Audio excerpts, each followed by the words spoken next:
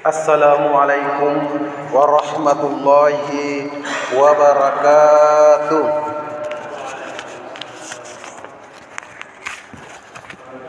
Alhamdulillah. Alhamdulillahi rabbil alamin. Wassalatu wassalamu ala asrafil anbiya'i wal mursalin Sayyidina wa maulana Muhammadin wa ala alihi wa sahbihi ajma'in, amma ba'd. Alhamdulillah, kembali kita bersyukur kepada Allah Subhanahu wa taala, yang mana pada kesempatan yang penuh berkah ini kita masih dikaruniai oleh Allah beribu-ribu nikmat,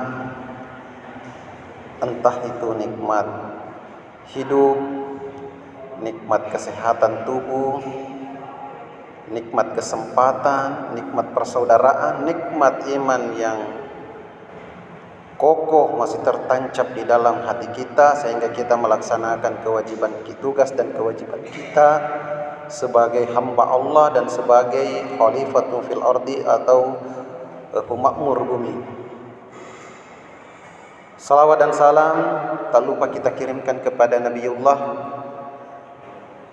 Nabiullah Muhammad sallallahu alaihi wasallam, nabi yang telah membawa umatnya dari alam kegelapan menuju ke alam terang benderang, atau dengan kata lain minadz-dzulumati ilan nur, dengan satu konsep ad-dinul Islam, agama Islam, wal iman yang dilandasi dengan keimanan. Sidang jamaah subuh yang dimuliakan oleh Allah Subhanahu wa taala, alhamdulillah sekarang kita sedang berada di subuh yang ke-28 di bulan suci Ramadan. Alhamdulillah kita sedang berada di penghujung Ramadan, dan sebentar lagi kita akan menyambut hari kemenangan atau Idul Fitri. Semoga amal ibadah yang kita lakukan selama di bulan suci Ramadan dari awal dan sampai detik ini insyaallah diberi pahala di sisi Allah dan dilipat gandakan pahalanya oleh Allah Subhanahu wa taala. Amin. Sidang jamaah subuh yang dimuliakan oleh Allah Subhanahu wa taala, pada kesempatan yang penuh berkah ini tema kita adalah membangun masyarakat Islam yang berkonsep masyarakat madani. Jadi ada dua istilah yang muncul di dalam tema ini, masyarakat Islami. Masyarakat Islami itu adalah sebuah masyarakat di mana tatanan kehidupan masyarakatnya adalah berlandaskan pada ajaran agama, berlandaskan pada hukum-hukum agama, atau tidak lain adalah berlandaskan kepada Al-Quran. Karena sebagaimana di dalam Al-Quran, kita harus berhukum sesuai dengan hukum-hukum di dalam Al-Quran. Di dalam Al-Quran dikatakan, "Wa man lam yahkum bima anzalallahu fa ulaika humul kafirun." Barang siapa yang berhukum tidak sesuai dengan yang diturunkan oleh Allah, maka mereka itulah orang-orang kafir. Ayat ini diulangi 3 kali, ujungnya yang berubah, wa man lam yahkum bima anzalallahu fa ulaika humul fasikun. Kemudian selanjutnya wa man lam yahkum bima anzalallahu fa ulaikal munafiqun. 3 kali diulangi di dalam Al-Qur'an. Jadi siapa yang berhukum di luar dari hukum apa yang diturunkan oleh Allah adalah Al-Qur'an, berarti itu adalah bukanlah masyarakat yang Islami. Kemudian selanjutnya di sini terdapat kata berkonsep masyarakat madani. Madani itu sendiri berasal dari kata tamadun, berperadaban. Kalau dalam bahasa Inggris disebut civilization. Masyarakat madani adalah masyarakat yang menjunjung tinggi nilai-nilai agama dan berakhlak, atau masyarakat yang berpengetahuan. Lawan dari masyarakat madani adalah masyarakat jahiliyah. Sidang jamaah subuh yang dimuliakan oleh Allah Subhanahu wa taala, masyarakat madani adalah masyarakat yang berakhlak sesuai dengan tuntunan agama. Sehingga ada sebuah penelitian bahwa meneliti tentang masyarakat yang Islami, ternyata yang tertuju pada saat itu adalah yang termasuk masyarakat Madani adalah Jepang. Sehingga banyak yang keberatan kenapa Jepang disebut masyarakat Madani. Ternyata peneliti itu tidak meneliti Islamnya, tapi meneliti sikapnya. Karena orang Islam belum tentu perilakunya Islami. Orang Jepang itu orangnya bukan Muslim, tapi perilakunya adalah perilaku Islami Madan. Karena dia tertib dalam aturan-aturan agama, dalam aturan-aturan yang telah ditetapkan. Masyarakat Madani, orang yang membuang sampah sembarang tempat, itu adalah masyarakat jahiliyah. Tapi masyarakat yang membuang sampah pada tempatnya itu adalah masyarakat Madani, masyarakat berakhlak, masyarakat yang berperadaban. Nah, istilah masyarakat Madani itu sebenarnya merupakan sebutan dari masyarakat yang dibangun oleh Rasulullah sallallahu alaihi wasallam di negeri Madinah. Sebelumnya Madinah bernama Yasrib. Jadi nama lain daripada Madinah pada saat itu namanya Yasrib. Ketika Rasulullah hijrah dari Mekah ke Madinah, karena dalam sejarah Rasulullah setelah 11 tahun di Mekah dan hijrah ke Madinah, maka ketika Rasulullah berada di Madinah, Madinah itu namanya Yasrib. Kemudian Rasulullah merubah namanya dari Yasrib menjadi Madinatul Munawwarah. Madinah artinya kota, Madinatul Munawwarah kota yang bersinar, Madinatul Rasul kota Rasul. Perubahan nama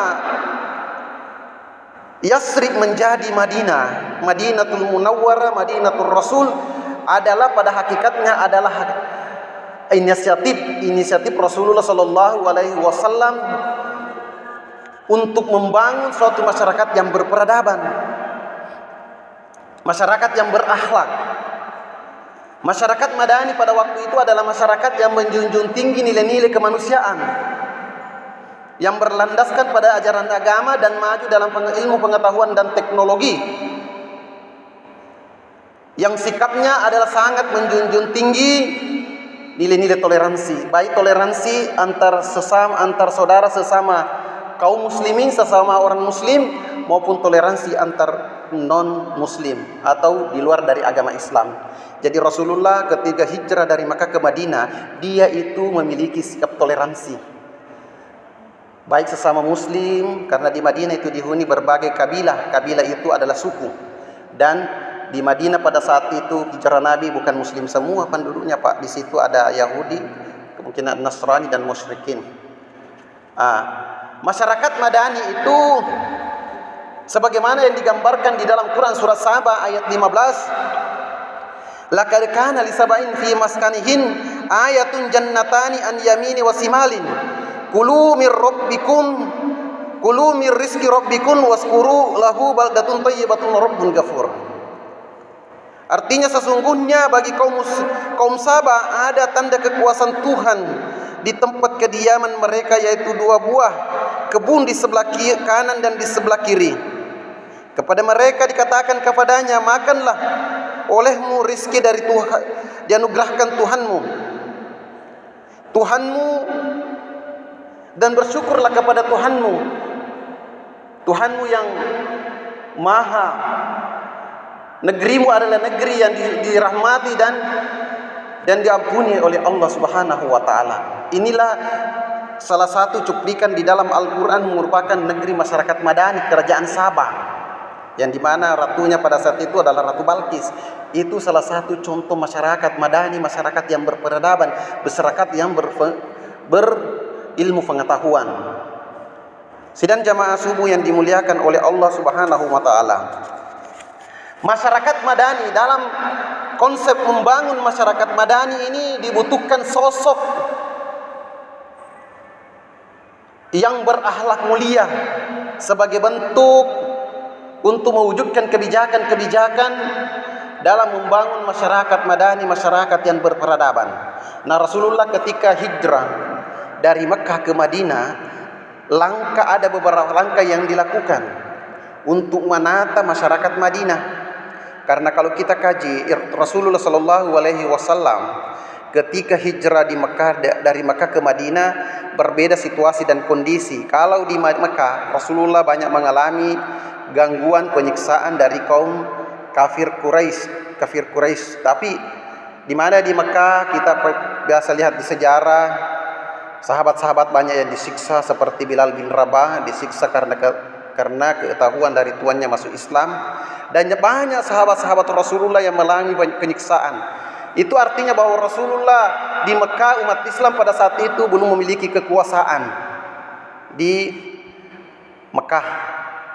Maka ketika hijrah di Madinah, Rasulullah beda situasinya, karena di Mekah dan Madinah Rasulullah justru memiliki kekuasaan di samping sebagai pemimpin agama.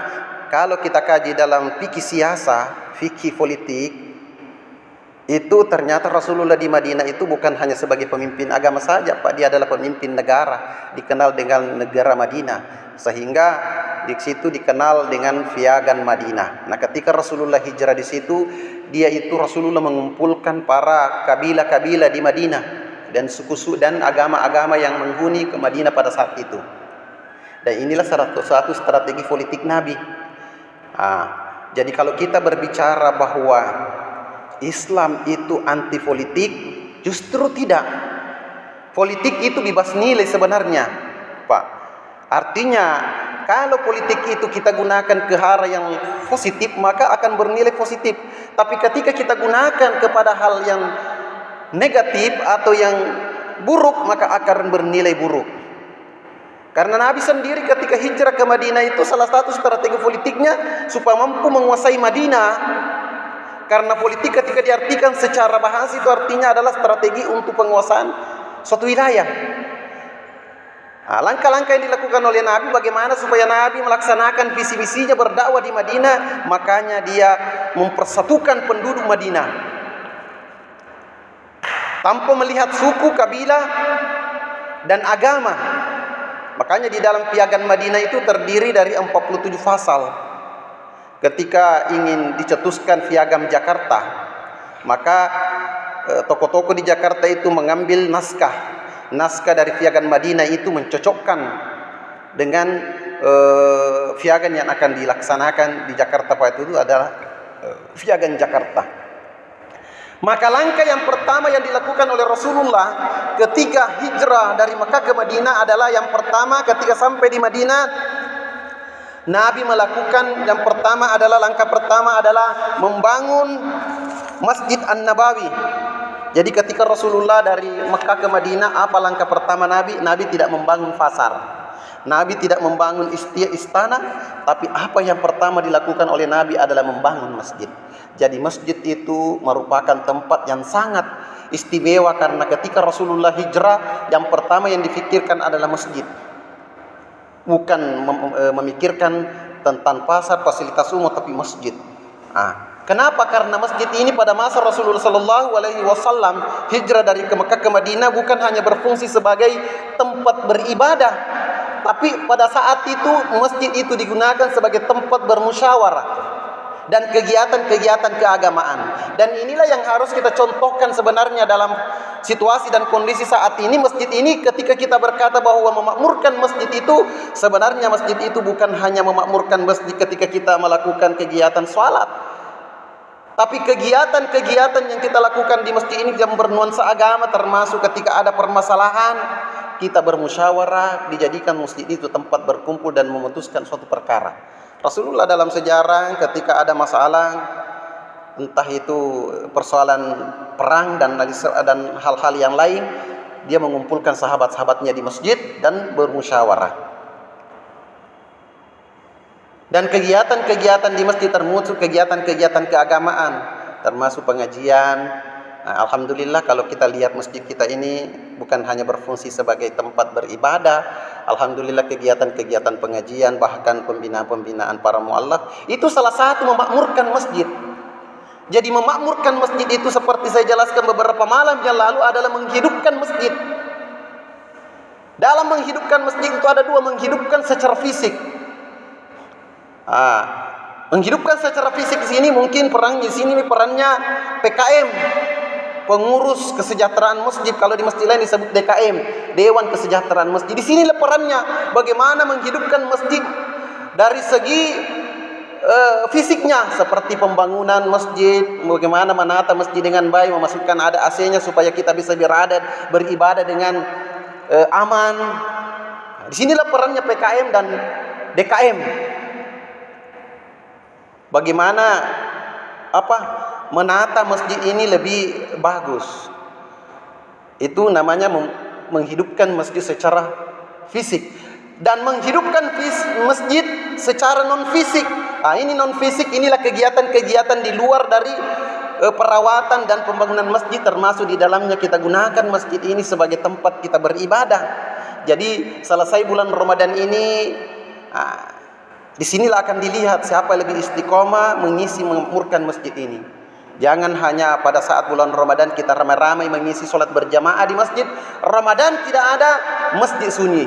Inilah banyak terjadi di daerah-daerah yang lain. Ketika selesai bulan Ramadan, masjid sunyi.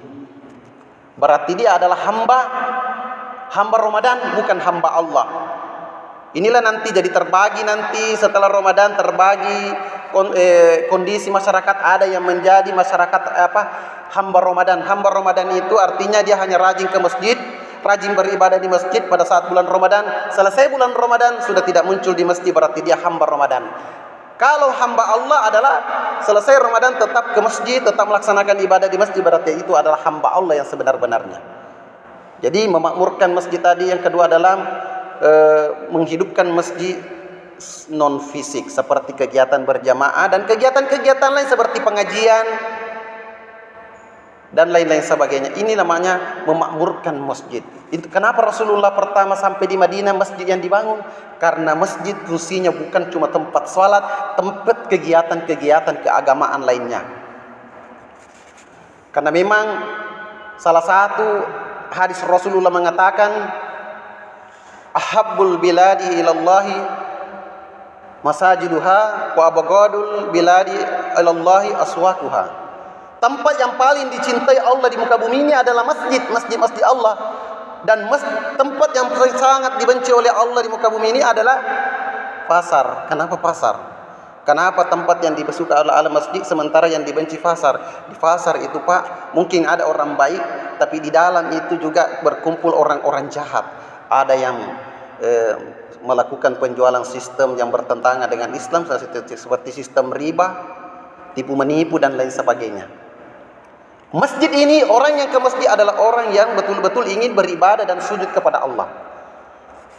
Maka oleh karena ini disinilah perang daripada DKM, Dewan Kemakmuran Masjid atau pengurus kemakmuran masjid, bagaimana menata dan memperbaiki masjid supaya kita bisa beribadah dengan nyaman. Itulah yang namanya memakmurkan masjid secara fisik. Kemudian langkah yang selanjutnya yang dilakukan oleh Rasulullah SAW ketika hijrah di Mekah ke Madinah adalah mempersaudarakan penduduk Madinah dengan penduduk Mekah. Penduduk Madinah yang hijrah ke Madinah disebut muhajirin. Kenapa disebut muhajirin? Dari kata hajarah, hijrah, berhijrah meninggalkan tempat ke tempat yang lain. Orang yang berhijrah dari satu tempat ke tempat lain itu namanya muhajirin. Jadi orang Mekah bersama Rasulullah hijrah ke Madinah disebut kaum muhajirin, dan orang yang tinggal di Mekah penduduknya disebut ansar. Kenapa disebut ansar? Ansar itu adalah penolong. Karena memang kita tahu dalam sejarah orang Madinah itu luar biasa menyambut kedatangan kaum muhajirin. Dia memfasilitasi tempat untuk para pendatang yang dari Madinah. Bahkan konsep persaudaraannya itu melebihi paling tinggi al-izar. Ada artinya mengutamakan kepentingan saudaranya atau orang muhajirin dibanding dirinya. Meskipun dia harus tidur di luar, asal saudaranya kaum muhajirin memiliki fasilitas yang memadai. Disinilah Rasulullah mempersaudarakan kaum muhajirin dan kaum ansar di Madinah. Di sinilah lahirnya konsep ukhuwah Islamiyah, persaudaraan antar sesama muslim yang tidak diikat oleh nasab. Karena di Madinah itu ada beberapa kabilah atau suku-suku. Jadi sama dengan kita, di Madinah itu banyak suku. Ada Bani Aus, Bani Hasraj, Rasulullah mempersaudarakan. Padahal ada dua suku di situ selalu bertempur, konflik bertahun-tahun, tapi ketika Rasulullah hijrah ke Madinah, maka Rasulullah mendamaikan dan mempersaudarakan. Inilah langkah Rasulullah dalam membangun masyarakat Madani, masyarakat yang berperadaban. Dan masyarakat Madani itu adalah masyarakat yang bertoleransi. Toleransi itu saling menghargai. Bukan toleransi hanya umat beragama, seagama pun, beda agama pun kita bertoleransi, karena Islam mengajarkan kita untuk saling menghormati walaupun berbeda agama. Kita tidak akan ganggu orang lain kalau dia tidak mengganggu kita.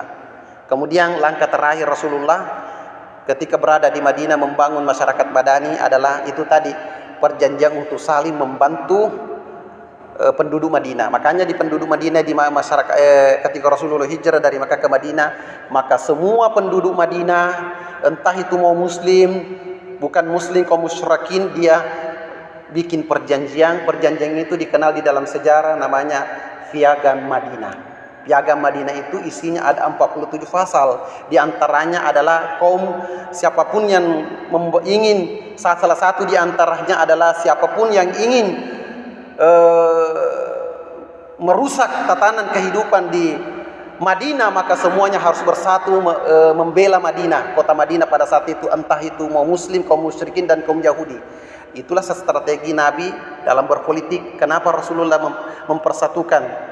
Tujuannya, kalau dia di Piagam Madinah melibatkan Yahudi, kaum musyrikin dalam perjanjian itu, maka Rasulullah merasa dirinya dilibatkan. Akhirnya ketika Rasulullah menyebarkan Islam, berdakwah, tidak ada lagi yang mengganggu dakwah Nabi, karena dia sudah disatukan dengan piagam itu, namanya Piagam Madinah.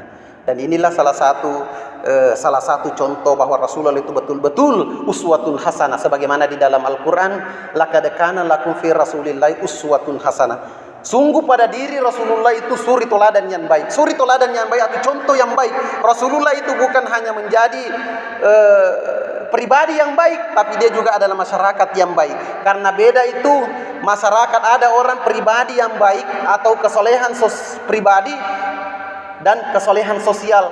Sebenarnya idealnya bagaimana pribadi yang baik atau kesolehan yang baik mampu melahirkan masyarakat yang baik. Tapi ternyata idealnya, kenyataannya tidak. Kesolehan pribadi seperti rajin sholat, berpuasa, semestinya kalau orang rajin sholat, rajin berpuasa, maka dia akan melahirkan masyarakat yang baik. Seperti masyarakat yang baik, dia menghormati, kemudian saling tolong menolong, itu adalah masyarakat yang baik. Jadi seidealnya dalam Islam itu, ketika sudah menjadi pribadi yang baik atau kesolehan pribadi, mesti pula masyarakat yang soleh, artinya baik hubungannya dengan sesama manusia. Maksudnya ini kesolehan pribadi dan masyarakat, kesolehan sosial artinya hubungannya kepada Allah bagus, dan terjun di masyarakat hubungannya juga sesama manusia itu bagus. Sebagai kesimpulan dalam ceramah yang singkat ini, bahwa Rasulullah ketika hijrah dari Makkah ke Madinah membangun sebuah masyarakat Islami dengan konsep masyarakat Madani. Masyarakat Madani tadi yang pertama masyarakat yang berpengetahuan, berperadaban, berakhlak baik. Kemudian yang kedua, masyarakat Madani itu adalah memiliki sikap toleransi yang tinggi. Nah, langkah-langkah Nabi untuk membangun masyarakat Madani, yang pertama ketika sampai di Madinah membangun masjid. Kemudian langkah yang kedua Nabi mempersaudarakan kaum muhajirin dan kaum ansar. Kemudian yang ketiga, langkah yang terakhir adalah perjanjian penduduk Madinah untuk saling membantu tanpa melihat agama dan kabilah atau etnis masing-masing. Semoga dengan ceramah ini kita bisa membangun kampung kita Bade ini dengan konsep yang diajarkan oleh Rasulullah adalah masyarakat Madani, masyarakat yang berperadaban, menjunjung tinggi nilai-nilai toleransi. Itu yang terpenting, toleransi. Kita tidak akan mengganggu orang lain, jangan mengganggu orang lain kalau dia tidak mengganggu kita. Toleransi itu harus kita tanamkan, apalagi di daerah-daerah yang seperti kita ini. Nilai-nilai toleransi harus kita tanamkan. Demikian, semoga apa yang saya sampaikan pada kesempatan yang penuh berkah ini kita bisa jadikan pedoman hidup, sehingga kita akan mendapatkan kebahagiaan, baik kehidupan dunia maupun kehidupan ukhrawi. Demikian, hadanallahu wa iyyakum ajmain. Wabillahi taufiq wa sa'adah.